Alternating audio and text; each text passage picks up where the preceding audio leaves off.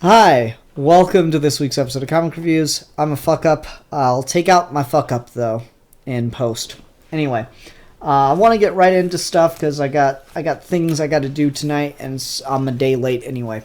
So this week we'll be talking about Batman Beyond number 17, Darth Vader number 12, and Wonder Woman number 41.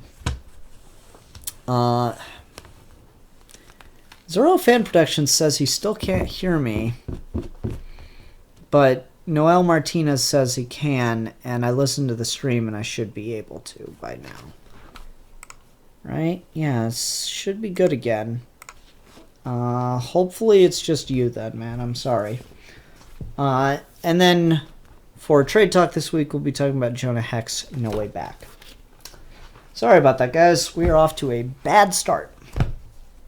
Anyway, Batman Beyond number 17 is the first book, and Dan Jurgens continues to write this book that I think is perfectly okay and really satisfying, if nothing else, though I do feel like maybe I'm being too hard on it. Maybe he's trying to write for a younger audience. Batman Beyond is obviously, more well-known as a cartoon show than as a comic book series, and I guess kids still maybe are watching it, though I feel like my generation should be the target audience since I grew up with Batman Beyond. And so I feel like I'm the audience that's most likely to buy Batman Beyond comic, not kids. But I feel like there's a lot of hand-holding, a lot of hint, hint, nudge, nudge, wink, wink, with different plot elements throughout this book that they're really, like, he is really milking some reveals that he's building up to, or story beats that he's building up to, and he's laying it on thick with the foreshadowing or with seeding elements. But maybe he's doing that because he's trying to write it for a younger audience for like kids to read. I don't know. Do kids like Batman Beyond? Does Generation Z and Generation Beta A like Batman Beyond? Am I alone here? It just seems odd. But anyway, so like Terry's fighting Stalker, and it's being broadcast on television, and so that's really freaking Dana out, since she knows Terry's Batman, so she calls Bruce and tells him to do something. And Bruce is with Matt, and like there's just this whole thing is like, and if Terry really does need help, where's it gonna come from? Which, on the surface, that line doesn't really mean anything. But it's Matt and Bruce in the Batcave, and look what's right behind Matt as he says, where's his help gonna come from? The Robin costume. Okay, I'm on board for Matt McGinnis to be Robin. I am down for that. Just make it happen. It feels like so many issues we've been building to this really obvious reveal. So there's that. Phil Hester's art, again, nice and minimalistic, which works well with the whole Batman Beyond aesthetic, better than some of the more detailed art tried to. And then another character comes up. Payback is a character who I vaguely barely recall from the show. I'm pretty sure he was one of those one-episode villains kind of things, so kind of cool to see him back, I guess. I'm suspecting that it's not the same Payback or something. We'll see. And also making her glorious return is 10.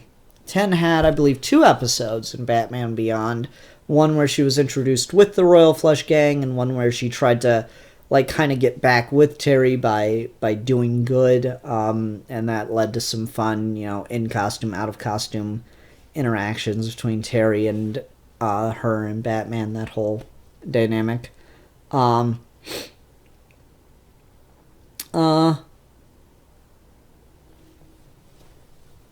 Otherwise, I don't know, there's enough in this that I'm like, yeah, it's fun.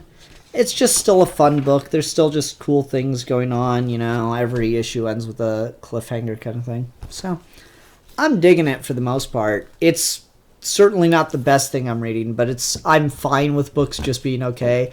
It's just, again, I kind of find it funny that we got like, all right, get to the point.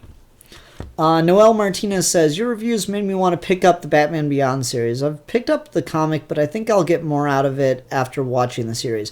Oh yeah, I don't know what it would be like to try to read this without having watched the show. If you've never watched the animated series, this has got to be just confusing as balls. What's interesting about Jurgen's current run on this, not counting his run right at the end of New 52, because that was awful, though I'm going to give him some credit and say that was probably company-mandated stuff. What's weird about this that makes it very different from the show is the show had kind of a mission statement that it didn't want to make Terry just deal with older versions of Bruce's Rogues Gallery and Bruce characters. They wanted Terry to feel like Batman in his own right, not just Bruce acting vicariously through others. So they didn't have a lot of characters come back until the Return of the Joker movie. Jurgens is kind of going like, yeah, okay, we get that, but I want to actually bring in some of those characters and some of that mythos, and so he's building towards elements like that in this run. So that makes it an interesting read in retrospect. But, it's whatever. Zorro Fan Production says, Batman was inspired by Zorro. Indeed he was, which is why I'm quite happy with in a lot of different scenes and flashbacks and continuity when we show the Wayne family murder. They're usually leaving the theater where the family went to go see the Mark of Zorro, the Trevor Power. Is it Trevor Power? I can't remember his name. I know Power is definitely in there, but Batman Beyond Powers. I always really like that. That's a neat touch. All right. And Noel Martinez also says, I started reading it after the Future's End weekly series DC published in 2015 where Tim Drake became Batman Beyond, but yeah, it was confusing.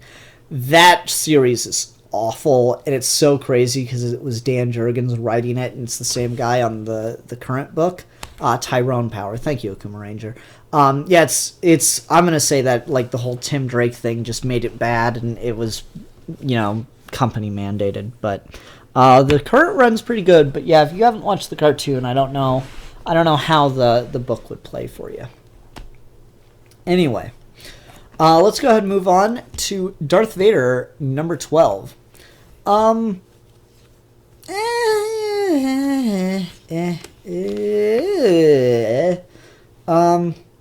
Again, I can't help but feel like I'm watching the cutscenes of a video game and then brief snippets of the gameplay.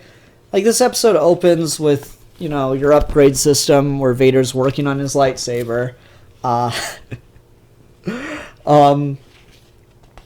And then they get to Coruscant and they're attacked by the planet's defense systems because subterfuge, and Vader has to land the ship. It's kind of an interesting little callback to Revenge of the Sith. But Vader has to land the ship without dying. There's a kind of, I don't know, it doesn't feel very Darth Vader. Vader, please tell me you have some dark side trick you can pull. No tricks. Skill.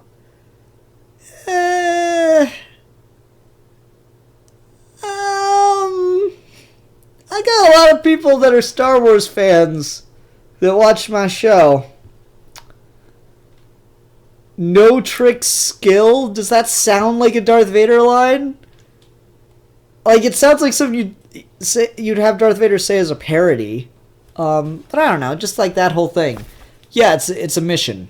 It's a, oh no, it's a story interested, it's a story inserted, it's a story connected kind of mission. It's a mission that moves the story along, but it feels just like a video game mission.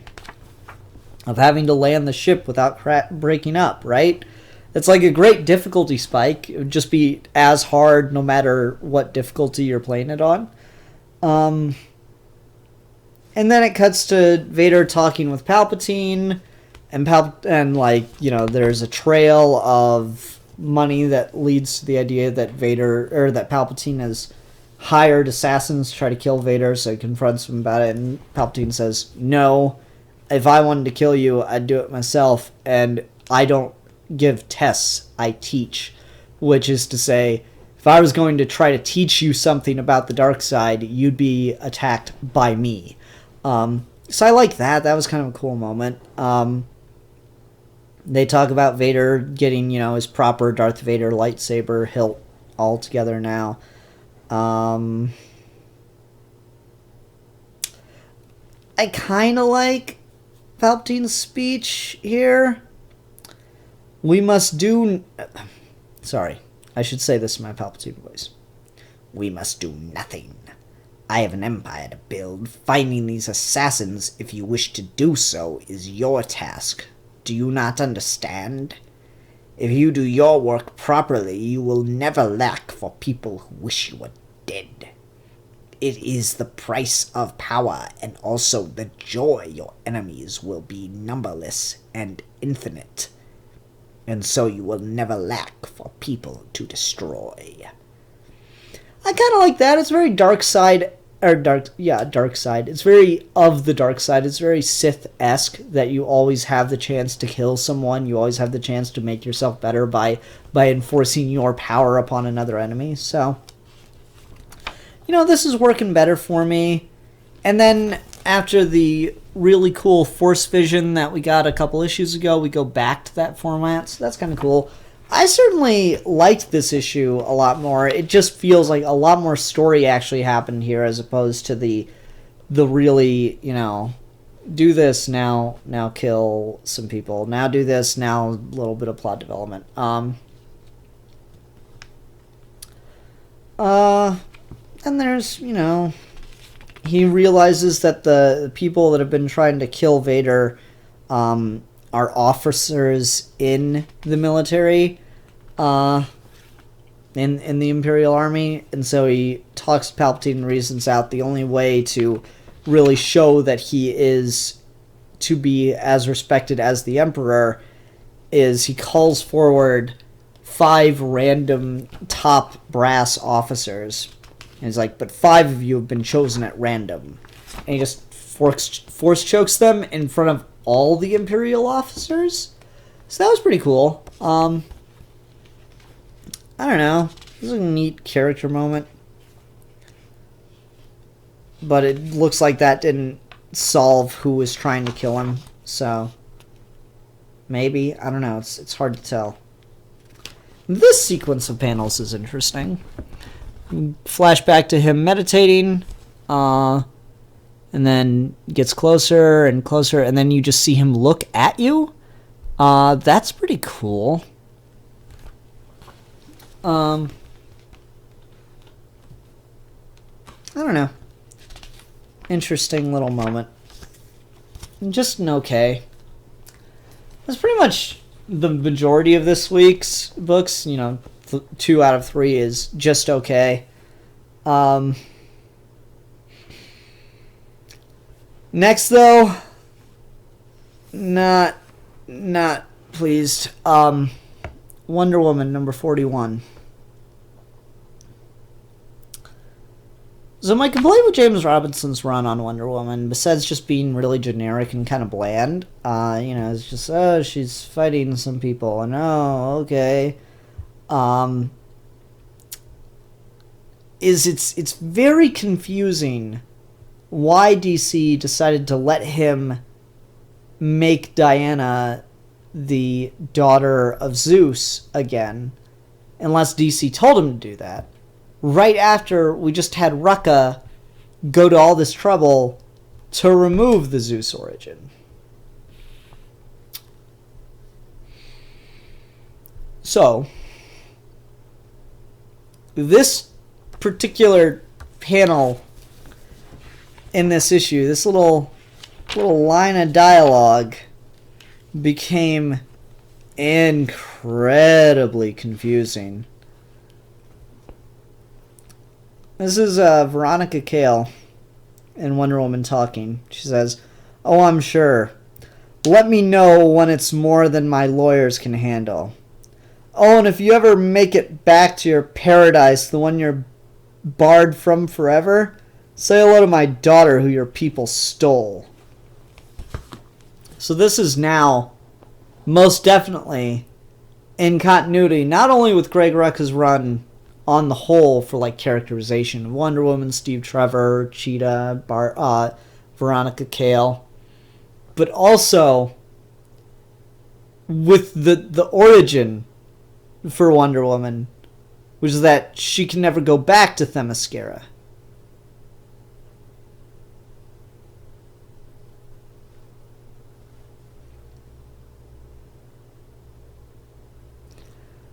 Okay, Grady Childs is asking for context for Amazon stealing her daughter. So if you read Rucka's run, it goes through this whole thing of once you leave Themyscira, you can never know where it is. You can never go back.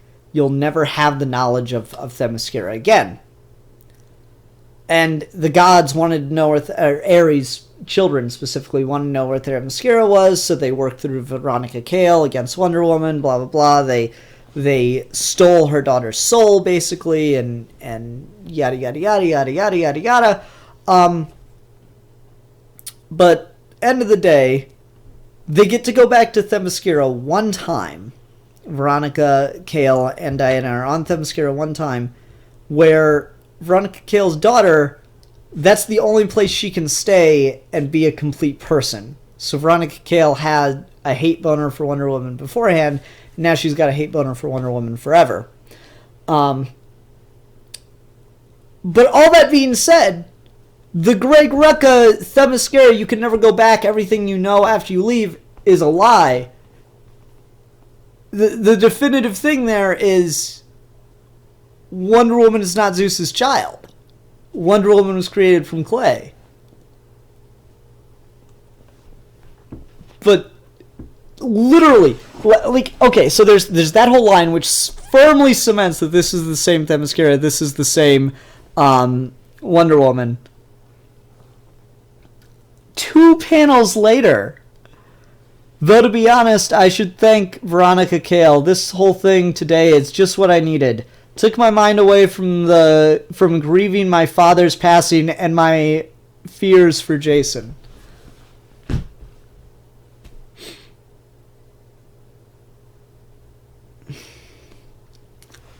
I don't know how to react to this. I really don't know what the hell is going on in this book anymore. Darkseid's apparently looking for Themyscira too, even though the whole thing of Rucka's run was the children of the god of Ares looking for Themyscira. Why? Why is this happening? Carl Maxey says the pages with Wonder Woman and Cale felt a little like Superman TAS episode with Superman and Lex. Anybody else get that vibe? Yeah, I was thinking the same thing, and I don't mind that. I think that's just like generic boardroom kind of scene at this point in time, though for all I know, maybe TAS did it first. Jason shows back up. The rest of the issue is Wonder Woman and Steve Trevor talking about their days. We get a cool scene with Darkseid that I actually kind of liked. See if I can find that real quick. Because Darkseid's obviously on the weaker side of his power level right now. Damn, I skipped right over it. Darkseid's on the weaker side of his power level. And so he can't just kill willy-nilly. Like, usually you fail Darkseid, that's the last time you ever fail anything. Like, the Furies come to report back why they failed their mission. And they say that the soldiers of Earth were ready for them and skilled. More skilled than my female Furies. More skilled than you, Galante? No, I didn't mean that. I fear you are no longer of use to me. And just the Omega Beams come out, and they're about to kill the remaining Furies as they beg for mercy. And then just they stop dead right there. This is kind of I'll give Robinson a little credit. This is kind of clever from a comic pacing style. Like the way that paneling works. So like normally you'd see Darkseid's eye beams, the Omega beams, just going straight toward the person. And you rarely would see them connect unless it was like actually purposeful or the artist decided to see them connect. So usually your tip that someone was about to die because of the Omega beams would be that they stop right in front of them, right? Well, here they stop right in front of them, and you have Darkseid saying "if," so you're meant to assume that they're about to die or they're dead by the time you get to the next panel. But by the time you get to the next panel, the Omega beams are still stopped right in front of them, and Darkseid says, "I don't have the resources to spend, but if you fail me again, I definitely will kill you." I like that. That was pretty good. You know, I enjoyed a little bit about that. That was reasonably clever. It was also kind of a neat little feat. I didn't realize Darkseid could stop the Omega beam. I thought it just once it like Superman. I don't think he can stop his heat vision. Once it's out, it's like a blast. It keeps going. Darkseid's got more control over the Omega beam. That's a neat idea. Like, I mean, I guess obviously if it does the curves and stuff, that would make sense, but I never realized it could stop dead and just hold, you know? Kuma Ranger says, I'm beginning to see a pattern here of DC having a great writer for Wonder Woman to be followed by a mediocre one, i.e. Azzarello to the Finches and now Rucka to Robinson. Interesting point. I feel like we need to get some really strong female writers on Wonder Woman. My comic book writer bae, Margaret Bennett, would kill this book, I guarantee you. She writes a really good Wonder Woman in Bombshells. Though some other names like Gail Simone would be cool to see come back again. And there's some other women working that I think could do interesting stuff with it, with the character. But seems like we mostly get white guys writing Wonder Woman, so, you know. Oh well. Yeah, that's gonna do it for the single issues. That's all I got for single issues this week. Short episodes, 25 minutes. Jesus Christ, I'm too fucking talkative. This book was okay. This book not. That's all you needed. Do you guys like that I just go on and on and on, or do you just tolerate it? Am I just the only thing on usually on Wednesday nights?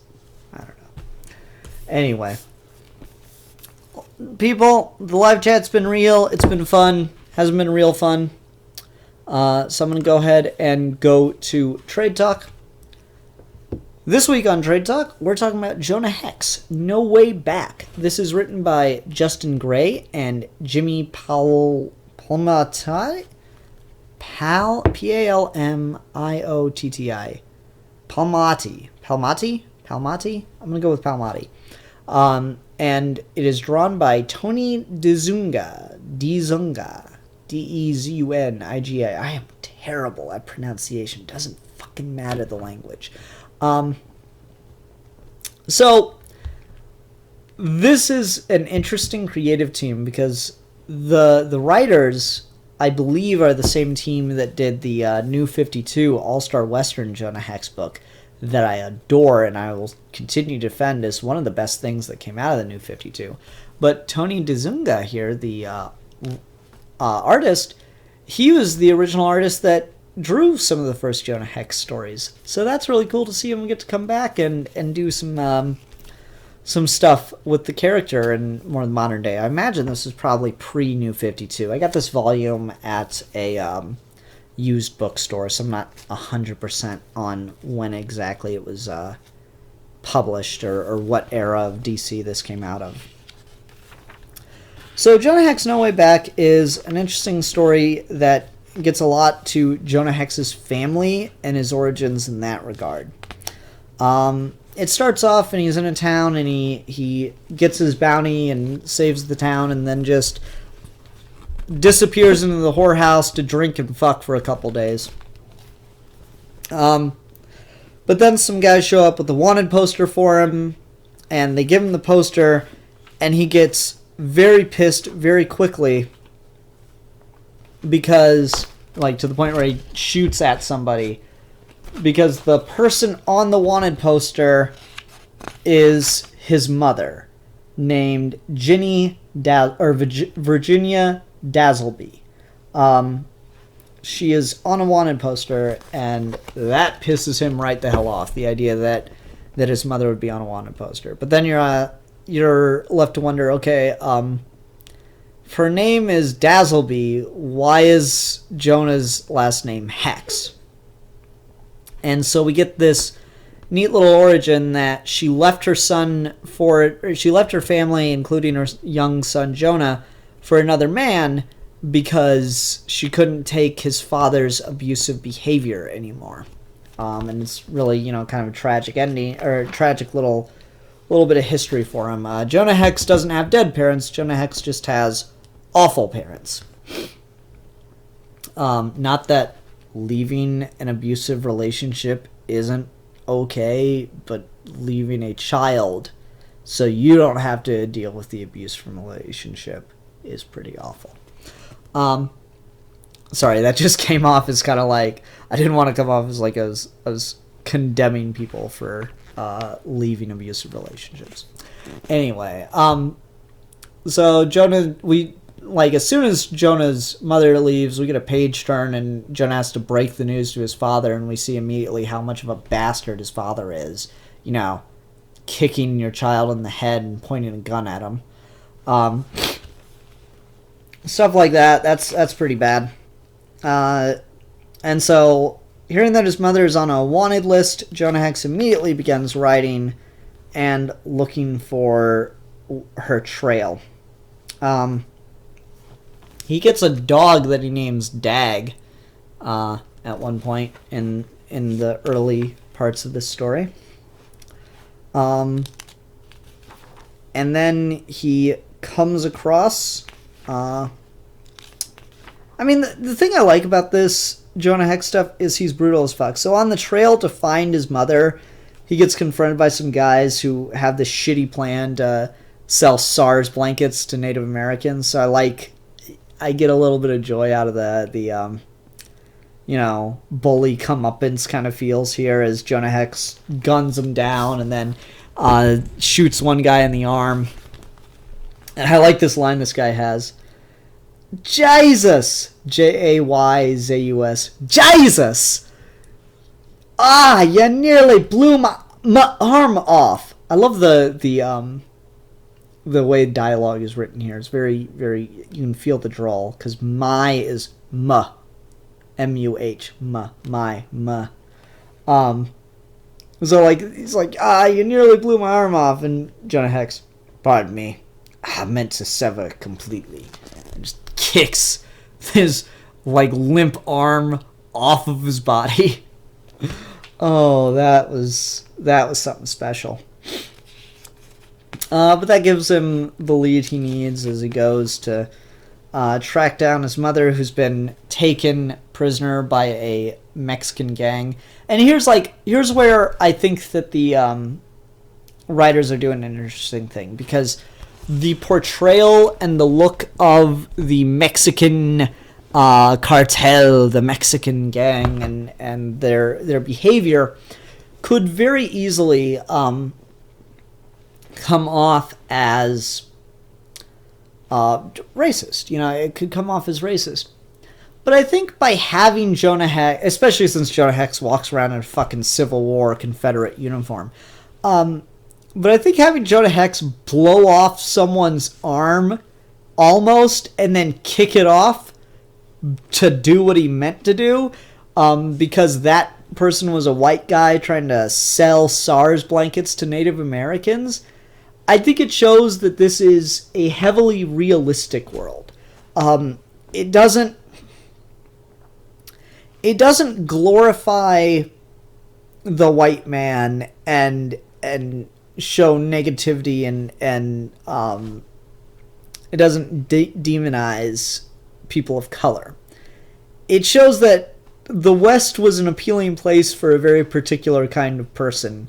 If you're being kind, you would call them an opportunist. If you were being snarky, you would call them a capitalist. if you were being honest, you'd call them a moral degenerate son of a bitch who didn't want to have to deal with law and order, and wanted to enforce power over those weaker than them.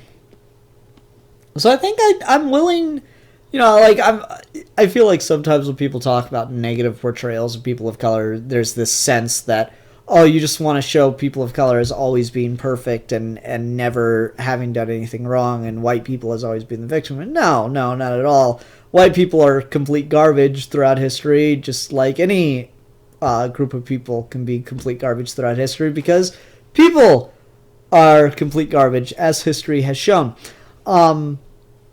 So, I kind of dig that a little bit. I'm willing to appreciate the portrayal, given that it is kind of equally showing realistic and realistic imagery and realistic portrayals of just shitty people across color barriers, because the West was the land of opportunity, the opportunity to be a shithead. No, but like they're shown with sombreros, which is obviously, it's not historically inaccurate, though I think it's exaggerated historically. But like they're about to rape this woman who's like the daughter of the bartender kind of thing, and then Jonah Hex comes in and saves the day, and it's this gang that had his mother, so he goes up to drink with his mother, who's taken to alcoholism and clearly literally on her deathbed. And he tries to figure out why, like, who had him, or who took her, and what's going on with all that. And it turns out that it was a guy by the name of El Papagayo, the parrot. Right? I think so. Anyway. His mother dies shortly after he sees her. She kind of dies sitting there talking to him, but tells him that he does have a brother, that when she was with Dazzleby, she had a son and named him Joshua. So after she dies, he does the work, puts her in a coffin, and knows where Joshua is, so goes to seek him out. Takes him a while to get there. We get some more flashbacks of how awful a person Jonah Hex's father was. And then he gets to the town in which his brother is not only the sheriff, but also the reverend. Jonah Hex's half-brother is a reverend sheriff in a religious utopia. Which, again, I quite like that, because that was a thing. People in the whole Western expansion would go to, like, do their utopia. You gotta remember, like, people came to America to build a utopia, the Puritans. Other people came for gold, and other people came to kill Indians. But, like, that was a thing. People would go out and try to build towns that were planned to be a utopia. And so, like, we have this guy trying to have this Christian utopia where there's no whiskey, no whores, no one carries a gun except for the sheriff, and even then he never takes it out of his office, kind of thing. That's pretty clever. I like just, this is literally the complete opposite of a person from Jonah Hex, and so that's really interesting. Anyway, his brother convinces Jonah to stay in town for the night so they can bury their mother in the morning. Meanwhile, El Papagayo is on Jonah Hex's trail as he hunts down Jonah Hex, and we get the origin of El Papagayo. So why does El Papagayo hate Jonah Hex? Why did El Papagayo frame Jonah Hex's mother for a crime just to get his attention? Well, because El Papagayo lived in the South American rainforest with his family, and they sold parrots to Westerners. But one day, Woodson Hex showed up with a gang and murdered the shit out of the elders, tortured people, murdered the shit out of all the men and forced the women to farm the parrots for them. Very Seven Samurai. So he's sworn a blood oath against all the family of Woodson Hex, Jonah Hex's father. So that's why he's got this vendetta against Jonah Hex. Just, I don't know. It's very comic book, but also it's very Western. You know, I can dig that. And then there's like,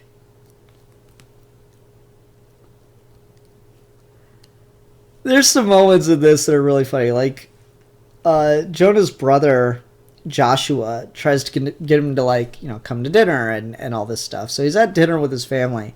He goes, "Mr. Hex, would you care to lead us in grace?" I'd rather not. Like, I like the just intense awkwardness of Jonah Hex at dinner. Dinner with Jonah.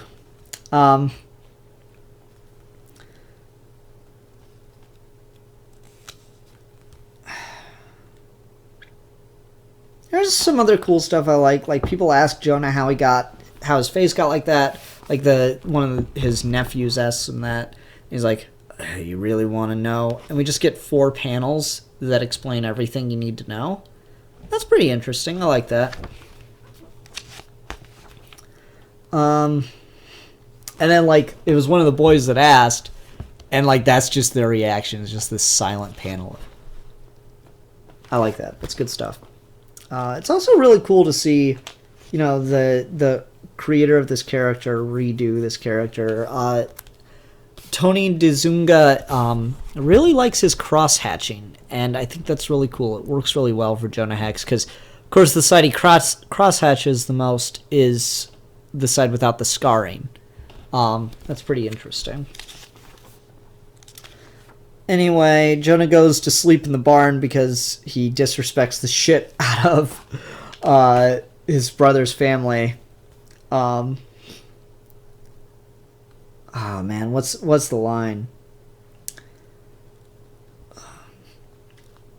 "I apologize, Mr. Hex. That's alright. Your brother didn't mean nothing by it."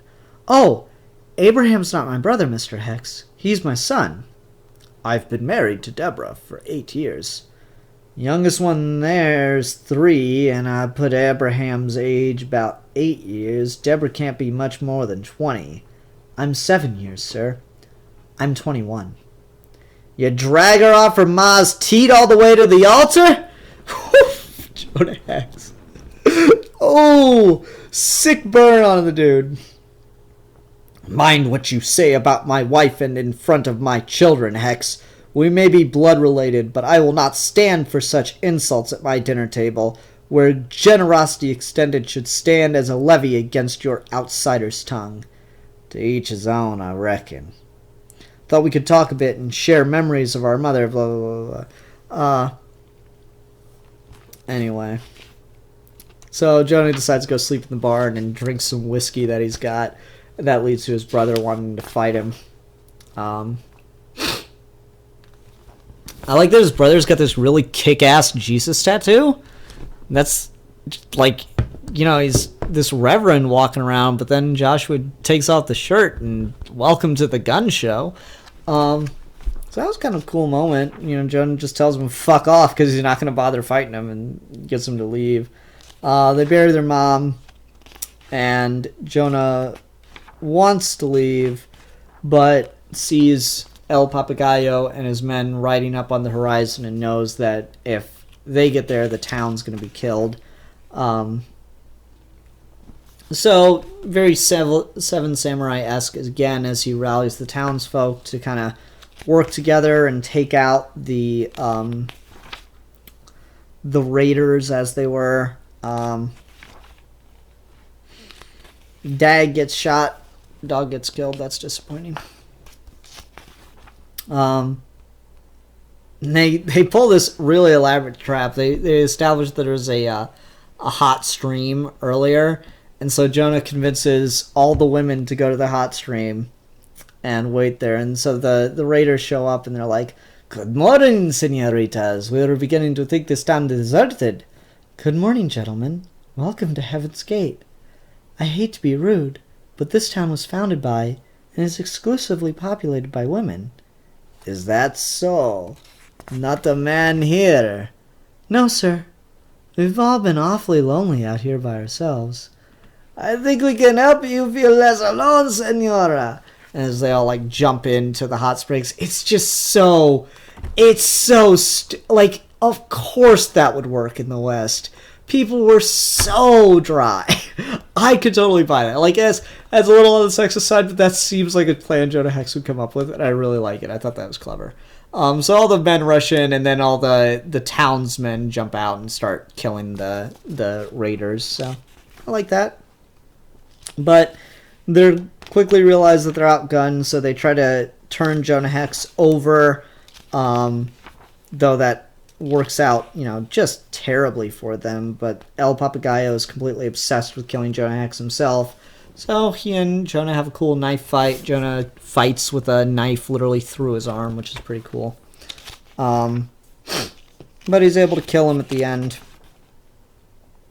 I really like the way that he kills him, because he's been working with a knife in his arm the whole way, and he just jumps at his legs at the last minute and stabs the knife into his leg through his arm, kind of thing. It's a cool moment. Anyways, Jonah rides off in the end, leaves his brother behind, plans never to come back, but makes one last trip out to his mother's grave because he's been in the town healing for the last couple of months. I don't blame you. For years I wanted to. I wanted to kill you for leaving. You always said you'd make me weak, that you coddled me. Maybe so, maybe not. It don't much matter now. Guilt ain't something I live with. I figure guilt is a disease that eats your soul. I've done bad things, and plenty of people are in their graves on my account. Some deserved it, some didn't. I ain't good with words, and I sure as hell don't pray to a God what allows the world to be what it is, and yet claims to be all-powerful. You're dead, I'm alive. But I reckon there's not much difference between us. Your boy Joshua, he's a bit cowardly and strange, but he's better than I am, for this world and town. I ain't coming back, but Dag's buried over here, and I reckon he'll look out for you. Good dog after all that, Dag. Goodbye, mother. And just rides off. It's a really, it's a very Jonah Hex Western, but it is really just kind of a perfect Western style ending style story. I really like this. This was a lot of fun. This is a good one and done Jonah Hex story. It's nice and thin, which is really enjoyable about it. So it's a quick read. It's definitely engaging. It gets the brutality of Jonah Hex really well, which I appreciate. And it does just a lot to, you don't need context. Who is Jonah Hex? He's a bounty hunter in DC's Old West. That's all you need to know. You don't need to know anything else. The story explains everything else you need to know within the context of the story. Who's Jonah Hex's family? How did Jonah Hex get his scar? What does Jonah Hex do day to day? How does Jonah Hex feel about these things? You get all that. Who is this villain? You get his origin. It's all just told right here in this, and that's really interesting. I also really like the theme of family that's kind of carried all the way throughout here. You obviously, Jonah and his mother, like, this deals with the origins of Jonah's family, what they were like. It gives you, like, kind of his polar opposite in his brother, but who's still very quick-tempered. The whole marrying a 20-year-old. Yeah, that was a thing. That was just a thing that happened. All right, well, it wouldn't be a 20-year-old. She was 21, 8, so, yeah, she would have been, like, 13, 14. Yeah, it's disgusting. It happens. It was a thing, especially in those, utopian communities. There's a reason they didn't work out. And the reason wasn't just because of the marrying children thing. It was to do with the fundamental flaws of imperialist and Western Christian dogma and ideology. But that's a whole different conversation. So again, this just really feels like a proper Western. This could be the Jonah Hex movie, unlike the garbage that we got. DC should make a Jonah Hex movie, but it should be a really low budget thing. All the budget should go to the casting. No explosions, train wrecks. They should just make it like a Western, not really pay that much attention to the fact that it's a DC movie. I think that could really work. But hey, what do I know? All right, everybody. That'll do it for this week's episode of Trade Talk. I hope you enjoyed. I'll see you next time. Bye. And that will also do it for this week's episode of Comic Reviews. Though I do want to remind people that on March 17th at 2 p.m. Eastern Standard Time, we will be doing the next episode of Comic Book Club, and we'll be talking about Captain America, Man Out of Time by Mark Waid. Again, that time is March 17th, 2 p.m. Eastern Standard Time. All you have to do is have a copy of the book, have a microphone and headphones, and you can join the live show. Webcam still preferred.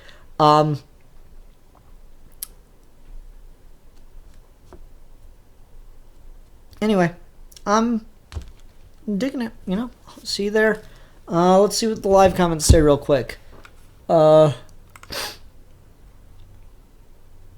Let's see here. Sounds like a country accent. Yeah, that's what I was going for. I'm not great with accents. If you like that book, you're going to like Isabella Allende Zora. I've read Isabella Allende Zora, and I do plan to do a review of that at some point. Maybe. Would you guys care? And fuck it, you guys never respond. I'm going to do Isabella Allende Zorro next week, so it'll be just a book talk instead of trade talk, but fuck it, I'm doing it. Let's see here. I found Azrael's run on Wonder Woman mediocre. Well, I think you need to go back and reread that. I think some of the dialogue's really, really sharp, if nothing else. Carl Maxey says, Zorro vs. Hex. Zorro Fan Production says, Zorro versus Hex, Zorro would win. Easily. Zorro would win easily. Without question, Zorro would win easily. To be fair, Jonah's got the 6-shooter, and he really doesn't give a fuck, so Zorro probably wouldn't be able to just talk his face off, which is what he's usually able to do. But Zorro, like, if Zorro knows who Jonah Hex is, like, we got, like, an older Diego de la Vega, yeah, Zorro's got this in the bag. Anyway. Alright, next week, Isabella Allende's Zorro. Should be a fun time. Alright, see you then, folks. Bye.